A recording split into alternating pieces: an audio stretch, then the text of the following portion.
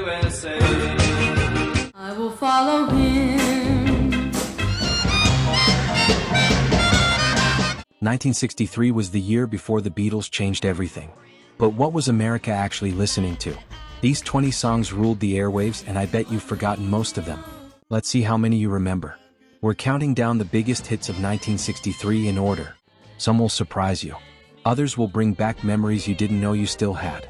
Let's start with number 1.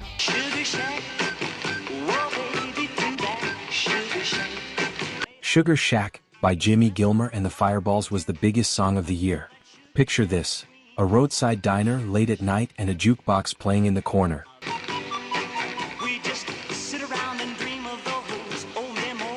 That's the vibe. The song spent 5 weeks at number 1, and it had this infectious organ riff that people couldn't shake. Jimmy Gilmer wasn't a household name, but for a few months in 1963, he owned the charts.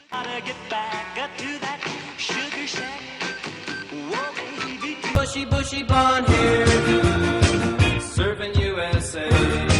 Then came Surfin USA by the Beach Boys. Brian Wilson basically rewrote Chuck Berry's Sweet Little 16 and turned it into a California anthem. Kids across America suddenly wanted to surf. We'll all be gone for the summer. We're on safari. Even if they lived nowhere near an ocean. The harmonies were tight, the energy was pure, and it launched the Beach Boys into superstardom. This wasn't just a song, it was a lifestyle.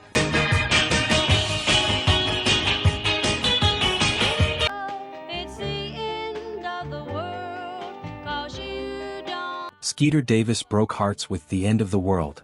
When your relationship falls apart, it feels like the apocalypse, right? That's what this song captured.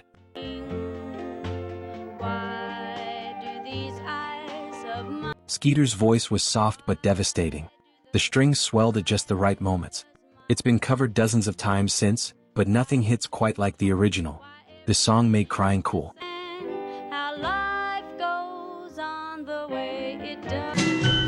The only girl I care about is gone away. Rhythm of the Rain by the Cascades had a unique sound. You could actually hear raindrops in the background. The lead singer poured his heart out while the rain kept falling. Listen to the falling rain. It was atmospheric before anyone knew what that word meant in music. The song climbed to number 3 and stayed on the charts for months. Rain never sounded so romantic. Rain, won't you tell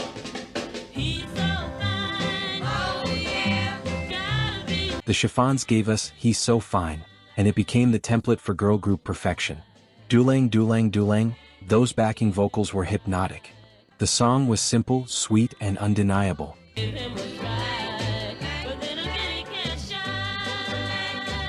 Years later, George Harrison would get sued because My Sweet Lord sounded too similar. That's how iconic this melody was. The Chiffons knew what they had.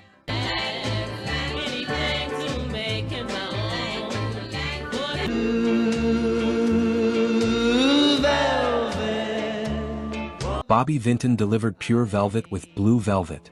His voice was smooth as silk, and the arrangement was lush and cinematic. gone was the glow of blue. This was the kind of song your parents slow danced to in their living room. It felt timeless even when it was brand new. Vinton had a string of hits, but Blue Velvet remained his signature.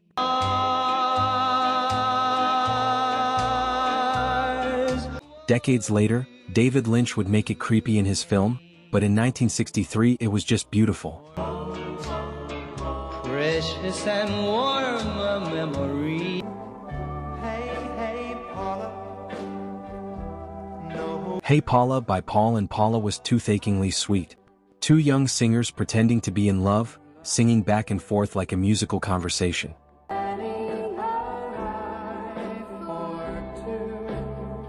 Hey hey Paula, I wanna marry you. It was innocent, wholesome, and impossibly catchy. The real Paul and Paula weren't actually a couple, but America didn't care.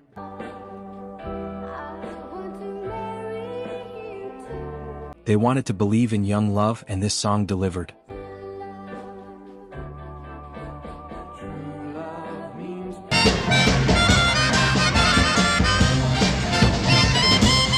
Then a 12-year-old kid named Little Stevie Wonder changed everything.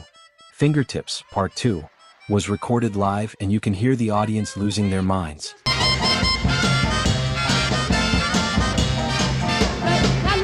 Stevie played the harmonica like he was possessed. The band kept jamming even after they thought the song was over. Louder, clap your hands just a little bit louder. It was raw, spontaneous, and electric. This was Stevie's first #1 hit. He was just getting started.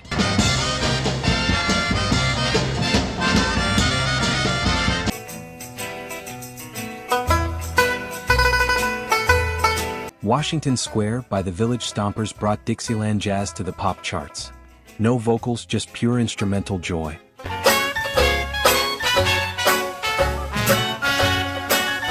The banjo plucked away while the drums kept a steady march. It sounded like a parade coming down your street. In an era dominated by vocals, this song proved that melody alone could captivate millions.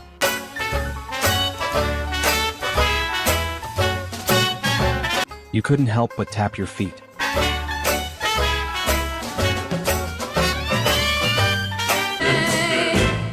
I must follow him.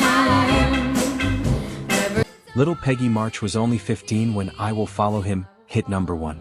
Her voice soared over a dramatic orchestral arrangement.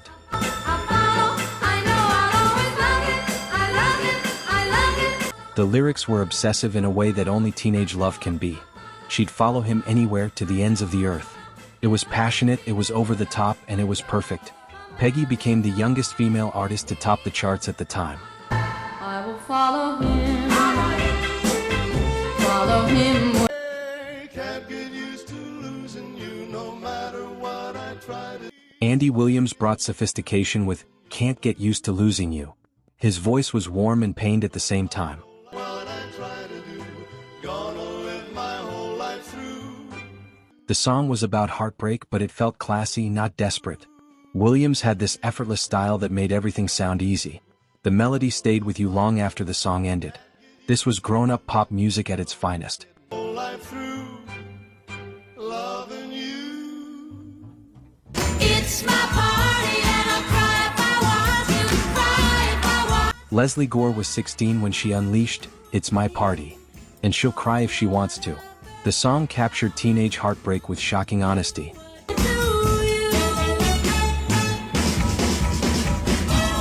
Her boyfriend showed up with another girl, and Leslie wasn't going to pretend everything was fine. Got no reason to smile. The production was sharp, the vocals were fierce, and suddenly Leslie was a star. This wasn't just a party song. It was a declaration of emotional independence.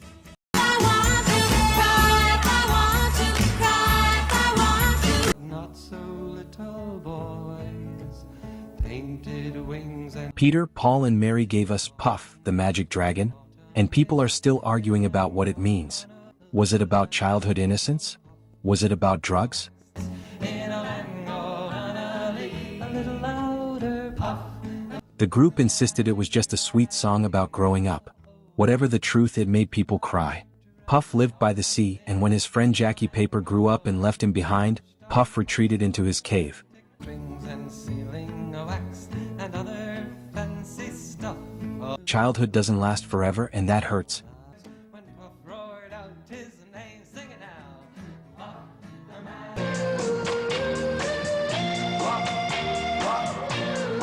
The Four Seasons strutted in with Walk Like a Man. Frankie Valli's falsetto was unmistakable. The song was about toughening up after a breakup.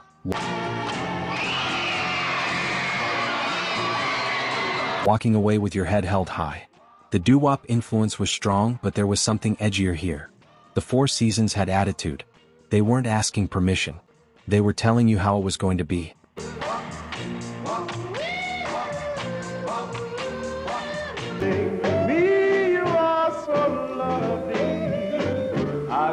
So Much in Love, by the Times, was doo-wop perfection. The harmonies floated like a dream. The lyrics were simple but sincere. As we walk down the aisle together. When you're that in love, you don't need fancy words. You just need to express what you're feeling. The Times did exactly that, and it connected. The song felt like floating on air. Pure romance, no complications. Are we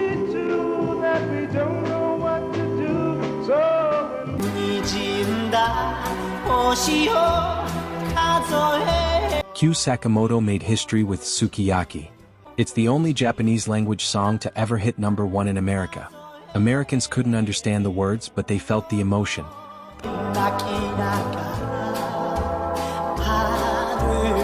The melody was haunting and beautiful. Kyu sang about walking while looking up so his tears wouldn't fall. The song was actually called Yui Omwita Ruko, but American DJs couldn't pronounce it, so they named it after a Japanese dish instead. Music truly is universal.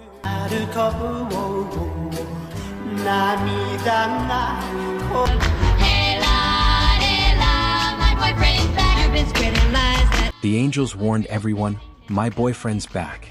And he's gonna be in trouble." The song had attitude and swagger. The lead vocal was tough, the backup singers echoed every threat, and the whole thing felt like a showdown.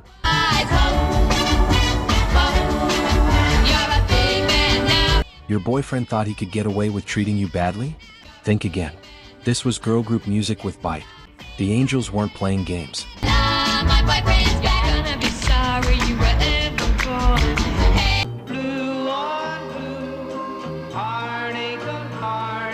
Bobby Vinton returned with Blue on Blue. If you sensed a theme with Bobby, you'd be right. The man loved the color blue. This song was another smooth, romantic ballad about heartbreak.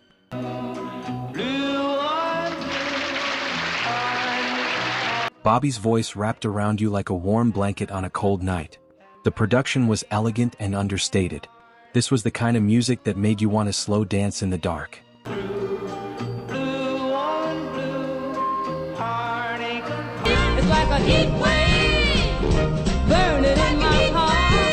Martha and the Vandellas brought the heat with Heat Wave. Motown was starting to dominate, and this song showed why. The energy was explosive. Martha Reeves sang like she was actually burning up.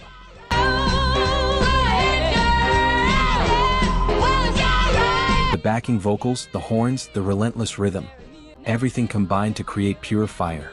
This wasn't just a summer song. This was summer itself, captured in 3 minutes.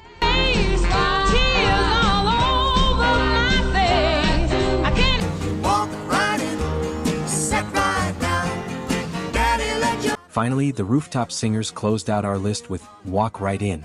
This folk pop gem featured a 12-string guitar that sparkled. The harmonies were bright and welcoming.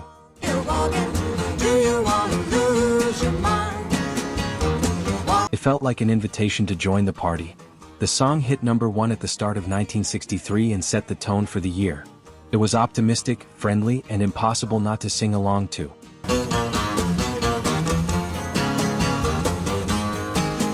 "20 songs. 20 snapshots of 1963. Some were sweet, some were tough, all of them connected with millions of people. The Beatles would arrive in 1964 and change everything, but before that happened, this was the soundtrack of America. So how many did you remember? How many did you forget? If this brought back memories, hit that like button. Drop a comment telling me which song hit you hardest. And subscribe for more forgotten music history. We're just getting started. There are decades of incredible songs that deserve to be remembered. Let's remember them together.